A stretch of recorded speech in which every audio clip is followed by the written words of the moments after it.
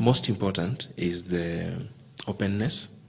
Most important is the ability for the two of you to communicate, to sit down and say, this is what we have. Okay. You don't have to literally bring the money, but we know our muscle is this strong, and this is how we are going to handle the muscle. Okay. The beauty of it is that when the muscle is weakened, or I wake up tomorrow and I don't have the job, or she doesn't have, it is easier for us to converge again and say, look, now our muscle has been reduced into half. Yeah.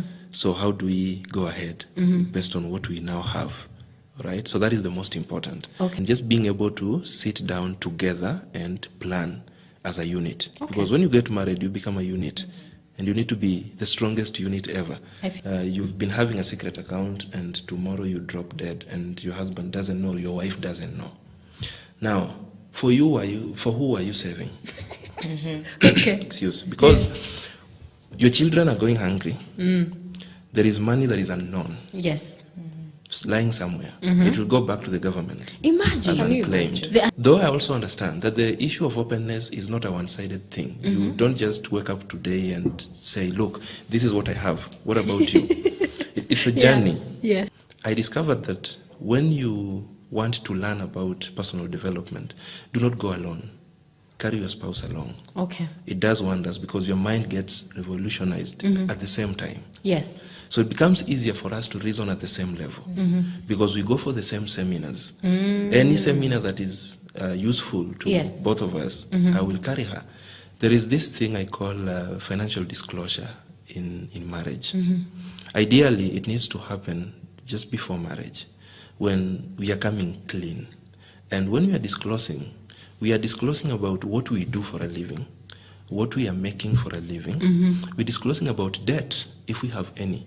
It is sad to mention that I have met cases where marriages have been dissolved 2 weeks after formalization. What? Just because the lady has suddenly discovered the guy is so much into debt that he had not disclosed. Okay. And so it is not the man she thought she was getting into, right? So you need to disclose about debt.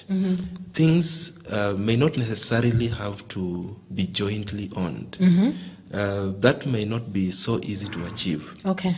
For example, if she decides to buy a car and the employer is financing, for example, it will not come in both our names. Oh, you say I want 2 cars. Yes. So if we begin to fight and say it must be jointly owned or registered, then that would be a different thing. Okay. But if there exists trust between the two of us, then there is bound to be no problem. However, as you progress in life, you will begin to make decisions of unifying these things that you own in such a way that then you're planning for succession as you move ahead. Okay. You are asking the question, what would happen should the worst happen?